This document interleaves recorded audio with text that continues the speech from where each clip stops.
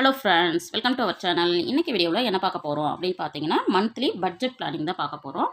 இப்போது நம்மளுடைய சப்ஸ்கிரைபர் ஒருத்தவங்க வாரம் எங்களுக்கு சம்பளம் வருது, அந்த சம்பளத்தை வச்சு நாங்கள் எப்படி பட்ஜெட் பிளான் பண்ணுறது, அதற்கான ஒரு ஐடியா கொடுங்க அப்படின்னு சொல்லி கேட்டிருந்தாங்க.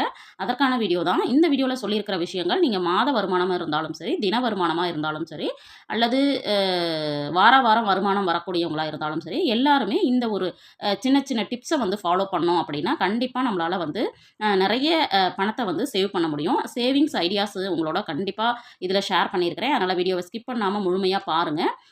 அதுவும் இல்லாமல் நம்ம சேனலை பார்த்து சப்போர்ட் பண்ணிட்டு இருக்கிற உங்கள் அத்துணை பேருக்கும் என்னுடைய மனமார்ந்த நன்றிகளை தெரிவிச்சுக்கிறேன். நம்ம சேனலை தொடர்ந்து பார்க்குறீங்க, சப்போர்ட் பண்ணுறீங்க, ஆனால் சப்ஸ்கிரைப் பண்ணாமல் பார்த்துட்ருக்கீங்க. எனக்காக தயவுசெய்து சப்ஸ்கிரைப் பண்ணி வச்சுட்டு பாருங்கள். வாங்க வீடியோக்குள்ளே போவோம். இன்றைக்கான வீடியோ பார்த்தீங்கன்னா, வாரம் வருமானம் பெறுவோர் எப்படி பட்ஜெட் போடுவது மற்றும் சேமிப்பது அப்படிங்கிறது தான் பார்க்க போகிறோம். இப்போ வார வருமானம் அப்படிங்கிறவங்க என்ன பண்ணலாம் அப்படின்னு பார்த்தீங்கன்னா, வருமானம் உங்களுக்கு வருது அப்படின்னா, ஒரு வாரத்தில் ஒரு 2000 ரூபா வருதுனாலும் சரி, 5000 ரூபா வருது அப்படின்னாலும், முதல்ல சேமிப்புக்குன்னு குறிப்பிட்ட அமௌண்ட்டை எடுத்து வச்சுருங்க. அப்புறம் செலவுக்கு அப்படின்னு சொல்லிட்டு பிரித்து வைங்க. நிறைய பேர் கேட்குறது, எப்படிங்க சேமிக்கிறதுக்கு எடுத்து வைக்க முடியும், செலவுகளுக்கே போதுமானதா இல்லையே அப்படின்னு சொல்லுவீங்க. அப்படி இருக்கிறவங்க என்ன பண்ணுங்க அப்படின்னா, உங்களுடைய வருமானம் உங்களுக்கு 2000 ரூபா வருதுன்னா, அதுலேருந்து ஒரு 500 ரூபாயை எடுத்து ஒரு உண்டியலில் போட்டு வச்சுருங்க. அந்த 500 ரூபா நம்மளுக்கு வருமானம் வந்ததாவே நீங்கள் கன்சிடர் பண்ணாதீங்க, கணக்கில் எடுத்துக்காதீங்க. நம்மளுக்கு 1500 ரூபா தான் வந்திருக்கு அப்படிங்கிற எண்ணத்தை மைண்டுக்குள்ளே கொண்டு வந்துட்டு அதை வச்சு நீங்கள் செலவுகளை பண்ணுங்கள். கண்டிப்பாக அந்த 500 ரூபாங்கிறது சேமிப்பாக மாறிடும். அடுத்தது பார்த்தீங்கன்னா, சிக்கனம் சிறு சேமிப்பு. இது ரெண்டும் நம்மளுக்கு ரொம்பவும் அவசியம். வாரம் வருமானம் வர்றவங்களுக்கு மிகப்பெரிய சிக்கலே என்ன அப்படின்னு பார்த்தீங்கன்னா, நம்மளால் சிக்கனமாக இருக்க முடியாது. ஏன்னு பார்த்தீங்கன்னா, நம்ம கையில் வாரம் நம்மளுக்கு வருமானம் வந்துடும். அதாவது ஒரு வாரம்னா 7 நாளைக்குள்ளே ஒரு வருமானம் வரும்பொழுது, சரி இந்த வாரம் இல்லைனா என்ன, அடுத்த வாரம் சேர்த்துக்கலாம், அடுத்த வாரம் சேர்த்துக்கலாம் அப்படின்னு சொல்லிட்டு நம்ம தள்ளி போட்டுக்கிட்டே வருவோம். அதனால் கண்டிப்பாக நீங்கள் சிக்கனமாக இருக்கவும் சிறு சேமிப்பும் செய்யறதுக்கும் அப்படிங்கிறது கண்டிப்பாக நீங்கள் அவசியம் செய்யுங்க. அதே மாதிரி முடிந்தால் முடியாதது எதுவும் இல்லை அப்படிங்கிறதையும் நீங்கள் தாரக மந்திரமாக வச்சுக்கோங்க. யாராலையும் ஒரு செயலை முயற்சித்து செய்கிறீங்க அப்படின்னா கண்டிப்பாக முடியாது அப்படிங்கிற ஒரு விஷயம் இருக்கவே இருக்காது. நிறைய பேர் சொல்லுவாங்க, மாற்றம் என்கிற வார்த்தையை தவிர மற்றதெல்லாம் மாறும் அப்படின்னு சொல்லிட்டு. அந்த மாதிரி நீங்கள் முயற்சி செஞ்சீங்கன்னா கண்டிப்பாக எதுவும் முடியும் அப்படிங்கிற எண்ணத்தை முதல்ல கொண்டு வந்துருங்க. அதை கொண்டு வந்துட்டங்களாலே நீங்கள் பாதி அளவுக்கு சக்ஸஸ் ஆகிட்டீங்க அப்படின்னு அர்த்தம். இப்போ வார வருமானம் பார்த்தீங்கன்னா, நான் கேட்ட வரைக்கும் 2000 ரூபாயிலேருந்து 5000 ரூபா வரைக்கும் கிடைக்கும் அப்படின்னு சொல்லி சொன்னாங்க. ஒவ்வொருத்தருக்கும் ஒவ்வொரு விதமான வருமானம் இருக்குது இல்லைங்களா? அதனால் அடுத்தது பார்த்தீங்கன்னா, இப்போ நான் இந்த வீடியோவில் பார்த்தீங்கன்னா, வாரம் 5000 ரூபா வாங்குறீங்க அப்படின்னா, மாதம் அவங்களுக்கு 20000 ரூபா வரும் இல்லைங்களா? அந்த வருமானத்துக்கு நான் பட்ஜெட்டை பிளான் பண்ணியிருக்கிறேன். நம்மளுடைய சப்ஸ்கிரைபர் ஒருத்தவங்க 5000 ரூபா எங்களுக்கு வாரம் வருமானம் வருது, அதுக்கு மந்த்லி பட்ஜெட் பிளானிங் பிளான் பண்ணி கொடுங்க அப்படின்னு கேட்டிருந்தாங்க. அதற்கான வீடியோ தான் இது. இருந்தாலுமே 20000 ரூபா வரைக்கும் வருமானம் பெறுறவங்க நம்மளுக்கு உங்களுடைய பட்ஜெட்டை இப்படி நீங்கள் பிளான் பண்ணிக்கிறதுக்கான ஐடியாஸும் இருக்குது. அதனால் வீடியோவை தொடர்ந்து கண்டிப்பாக பாருங்கள். இப்போ ஃபஸ்ட்டு பார்த்தீங்க அப்படின்னா, நான் சொன்ன மாதிரி சேமிப்பு அப்படிங்கிறதுக்கு வாரம் ஒரு 500 ரூபாயை எடுத்து வச்சுருங்க. நீங்கள் வாரம் 5000 ரூபா வருமானம் வருதுன்னா கண்டிப்பாக 10%ங்கும் போது 500 ரூபா இல்லைங்களா? அப்போ வாரம் 500 ரூபா கண்டிப்பாக எடுத்து வச்சுருங்க. அப்போது உங்கள் கையில் பார்த்தீங்கன்னா மாதம் 2000 ரூபா சேமிப்பாக ஆயிரும். நீங்கள் எடுத்து வச்சு செலவாயிருது அப்படின்னு நினைக்கிறீங்கன்னா கண்டிப்பாக இந்த மாதிரி ஒரு உண்டியல் வாங்கி வச்சுக்கோங்க. இந்த உண்டியலில் இந்த மாதிரி பூட்டு இருக்கிற மாதிரி பார்த்துக்கோங்க. இந்த பூட்டு இருக்கிற பாக்ஸில் நீங்கள் வாரம் உங்கள் கைக்கு 5000 ரூபா வந்துடுது அப்படின்னா கண்டிப்பாக இதை எடுத்து முதல்ல இதுக்குள்ளே போட்டுருங்க. அதே மாதிரி பூட்டிட்டு சாவியை உங்கள் கையில் இல்லாத மாதிரி பார்த்துக்கோங்க. உங்கள் வீட்டில் இருக்கிறவங்க வேற ஒரு பர்சன்ட்டை கேட்டு அவங்கக்கிட்ட இதை பத்திரமா வை, நான் கேட்கும்போது கொடு அப்படின்னு சொல்லி கொடுத்துருங்க. அப்போது இந்த இடத்துல செலவுகள் குறையும் அப்படிங்கிறதுக்காக நான் சொல்கிறேன். ஏன்னா இன்னொருத்தட்ட கொடுக்கும் பொழுது அவங்கக்கிட்ட அதை வாங்கி அப்புறம் தான் இதை நம்ம ஓப்பன் பண்ணணும் இல்லைங்களா? அப்போ நம்ம கொஞ்சம் அதில் கொஞ்சம் யோசிக்கிறதுக்கான வாய்ப்புகள் இருக்குது. அப்படிங்கிறதுனால நான் இதை உங்களோட ஷேர் பண்ணுறேன். கண்டிப்பாக இதை செஞ்சுருங்க. அடுத்தது பார்த்தீங்க அப்படின்னா, 2வது தினச்செலவுகள். நம்மளுக்கு தினமும் செய்யக்கூடிய செலவுகள் அப்படின்னு சிலது இருக்கும். இப்போ நம்ம என்ன பண்ணுவோம் அப்படின்னா, பால் மேக்ஸிமம் வாங்குவோம். அப்போ தினமும் நம்ம வாங்குகிறோம் இல்லைங்களா? அப்போது நிறைய பேர் மாதம் பாலுக்கான பணம் கொடுக்குறவங்களும் இருப்பாங்க. சிலர் பார்த்தீங்கன்னா கடையில் போய் வாங்குவாங்க. அதே மாதிரி வேறு ஏதாவது பொருட்கள், இப்போ பூ வாங்குறதா இருக்கலாம், இல்லை வேறு ஏதாவது குழந்தைங்களுக்கு ஸ்நாக்ஸ் வாங்குறதா இருக்கலாம். இந்த மாதிரி தினச்செலவுகளுக்குன்னு ஃபஸ்ட்டு ஒரு 250 ரூபா, அதாவது வாரம் 250 ரூபா, மாதம் 1000 ரூபா அப்படின்னு எடுத்து வச்சுருங்க. இந்த தினச்செலவுகளுக்கான பணத்தை நாங்கள் எப்படி வச்சுருக்கோம் அப்படின்னு பார்த்தீங்கன்னா, இந்த மாதிரி ஒரு உண்டியல், அதாவது பாக்ஸில் தான் போட்டு வச்சுருக்கோம். இதுதான் எங்கள் வீட்டில் இருக்கக்கூடிய தினச்செலவுகளுக்கான அமௌண்ட்டு. இதில் பார்த்தீங்க அப்படின்னா தினமும் ஏதாவது இப்போ நாங்கள் பால் பால் தான் வாங்கிட்டுருக்கோம். அதே மாதிரி இல்லை கீழே நம்மளுக்கு வந்து காய்கறிகள் இல்லை கீரைகள் ஏதோ ஒரு விஷயத்துக்காக நம்ம பணம் எடுக்கணும் அப்படிங்கும்போது நம்ம பீரோவை திறக்கிறதோ இல்லை பாக்ஸில் பர்ஸில் தேடுறதோ நம்மளுக்கு வந்து நேரத்தை வந்து நிறைய வந்து வேஸ்ட் பண்ணும். அதனால் இந்த மாதிரி நம்ம வந்து போட்டு வச்சுக்கிட்டோம் அப்படின்னா கண்டிப்பாக நம்ம என்ன பண்ணலாம்னா எப்போ தேவைப்படுதோ அப்போ எடுத்துகிட்டு போய் செலவு பண்ணிவிட்டு மீதியை கொண்டு வந்து இதுலேயே நாங்கள் போட்டு வச்சுருவோம். இந்த மாதிரி கண்டிப்பாக தின செலவுகளுக்கு அப்படின்னு சொல்லிட்டு ஒரு பாக்ஸ் வந்து வச்சுக்கோங்க. அதில் இந்த மாதிரி பணத்தை போட்டு வச்சு தினமும் செலவு செஞ்சுட்டு மீதத்தை கொண்டு வந்து இதுலேயே நீங்கள் போடுற மாதிரி பார்த்துக்கோங்க. கண்டிப்பாக இதையும் செய்யுங்க. அடுத்தது பார்த்தீங்க அப்படின்னா 3வது வாரச்செலவுகள். வாரச்செலவுகள் அப்படிங்கிறது நம்மளுக்கு எல்லாருக்கும் தெரியும்.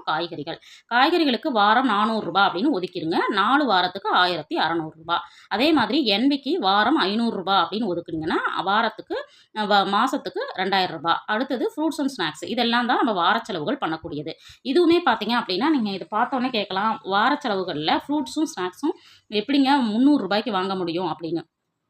கண்டிப்பாக சீசனல் ஃப்ரூட்ஸு ஸ்நாக்ஸ் எல்லாம் வந்து வாங்கலாம். அதாவது சீப் அண்ட் பெஸ்ட்டாக எதெல்லாம் கிடைக்குதோ அதை வாங்கி பயன்படுத்துங்க.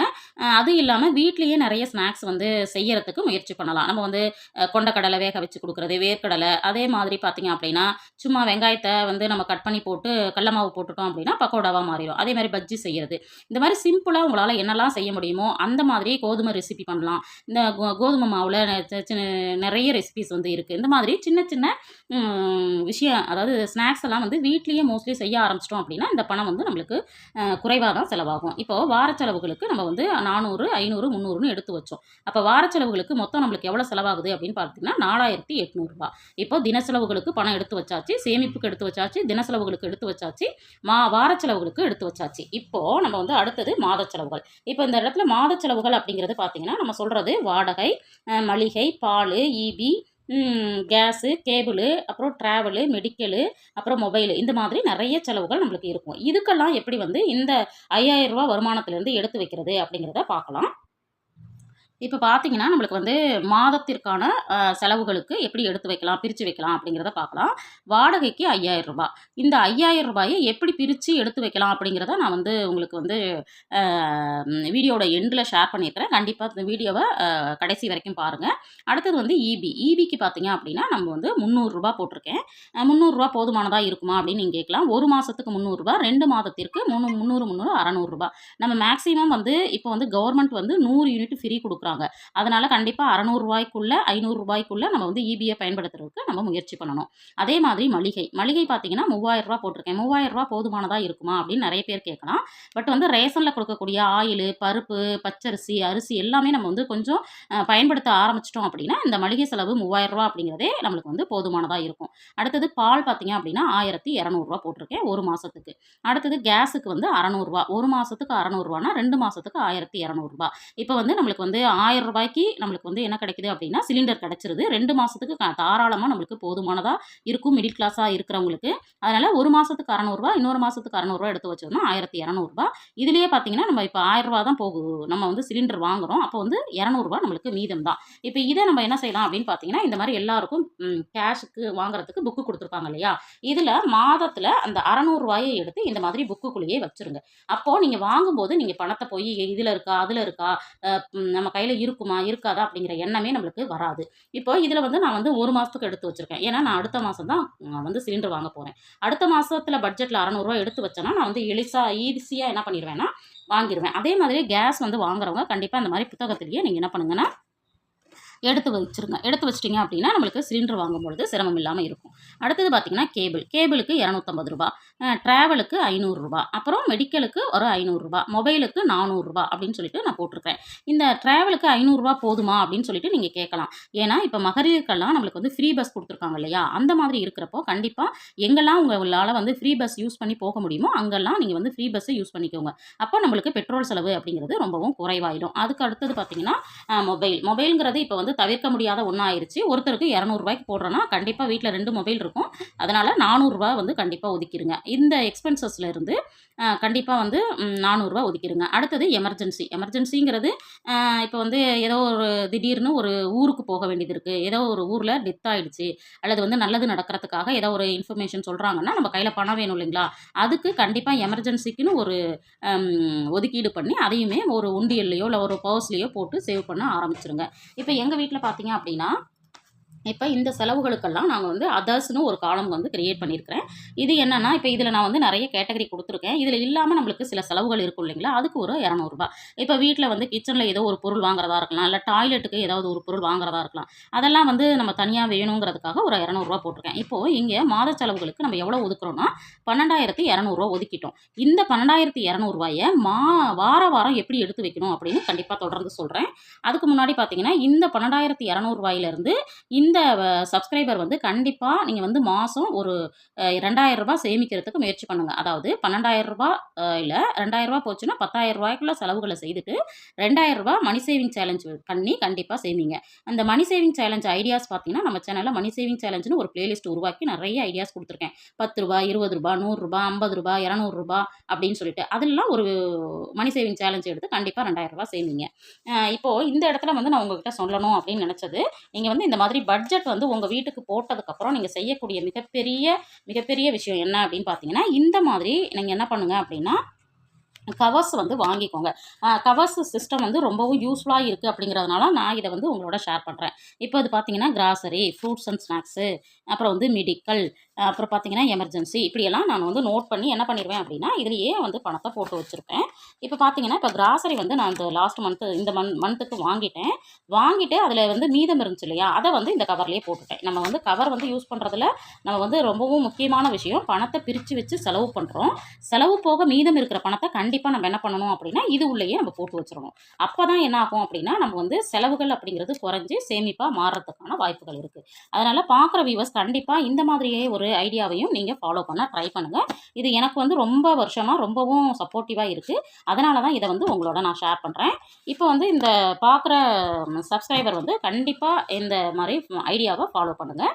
அடுத்தது பார்த்தீங்க அப்படின்னா நம்ம வந்து இப்போது இந்த ரூ. 5,000 வருமானத்தை எப்படி வந்து வாரம் எடுத்து வைக்கலாம் அப்படிங்கிறத பார்க்கலாம். இப்போ வந்து வாரம் எப்படி எடுத்து வைக்கலாம் அப்படின்னு பார்த்தீங்கன்னா, இப்போ வந்து சேவிங்ஸுக்கு நான் வந்து ரூ. 500 சொன்னேன் இல்லைங்களா, வாரம் ரூ. 500, அப்போ ரூ. 2,000. காய்கறிகளுக்கு ரூ. 400, அப்போது 4 வாரத்துக்கு 1,600. என்விக்கு ரூ. 500, 4 வாரத்துக்கு ரூ. 2,000. ஃப்ரூட்ஸ் அண்ட் ஸ்நாக்ஸுக்கு ரூ. 300, 4 வாரத்துக்கு ரூ. 1,200. டெய்லி செலவுகளுக்கு ரூ. 250, ரூ. 1,000. மந்த்லி செலவுகளுக்கு இப்போது இதுக்கெல்லாம் போக மீதி ரூ. 3,050 இருக்கும். இந்த ரூ. 3,050 இந்த மாதிரி நீங்கள் பிரித்து சேமிப்பாக மாற்றிடுங்க. இந்த 3,050 எப்படி வந்து நீங்கள் பிரிக்கணும்னு நினைக்கிறீங்களோ, அதாவது உங்களுடைய நான் வந்து பிளான் மட்டும் பண்ணியிருக்கிறேன். உங்கள் வீட்டு செலவுக்கு எவ்வளோ ஆகுதோ அதுக்கு தகுந்த மாதிரி இந்த மாதிரி நீங்கள் கவர்ஸில் பிரித்து இந்த ரூ. 12,000 அதாவது ரூ. 3,000 வருது இல்லைங்களா, இந்த 3,000 நீங்கள் இந்த மாதிரி இதில் இருக்கிற மாதிரி நீங்கள் வந்து பிளான் பண்ணிக்கோங்க. இப்போது ரூ. 20,000 டோட்டல் வந்துருச்சு. இப்போது இந்த மாதிரி பிளான் பண்ணிங்கன்னா ஒன்ஸ் மட்டும்தான் ஃபஸ்ட் டைம் நீங்கள் வந்து பிளான் பண்ணுறது கஷ்டமாக இருக்கும். அப்புறம் ஈஸியாகிடும். இந்த ரூ. 2,000 சேமிப்புன்னு சொன்னேன் இல்லைங்களா, கண்டிப்பாக இந்த சேமிப்பில் இந்த மாதிரி ஆர்டி போடுறது, எஸ்பி அக்கௌண்ட்டில் போடுறது, கோல்டு சிட்டு போடுறது, பிபிஎஃப்ல போடுறது, இந்த மாதிரி ஏதாவது கண்டிப்பாக ஒரு சேமிப்பை பண்ணுறதுக்கு முயற்சி பண்ணுங்கள். இப்போது இந்த வீடியோவில் நான் சொல்ல விஷயங்கள், அதாவது வார வருமானமாக இருந்தாலும், தின வருமானமாக இருந்தாலும், டெய்லி வருமானமாக இருந்தாலும், கண்டிப்பாக நான் சொன்ன விஷயங்கள் எல்லாமே உங்களுக்கு யூஸ்ஃபுல்லாக இருந்திருக்கும்னு நினைக்கிறேன். வீடியோ பிடிச்சிருந்துச்சு அப்படின்னா கண்டிப்பாக லைக் பண்ண மறக்காதீங்க. இது வரைக்கும் சப்ஸ்கிரைப் பண்ணாமல் பார்த்துட்ருக்கீங்க அப்படின்னா தயவுசெய்து சப்ஸ்கிரைப் பண்ணி வச்சுட்டு பாருங்கள். தேங்க்ஸ் ஃபார் வாட்சிங்.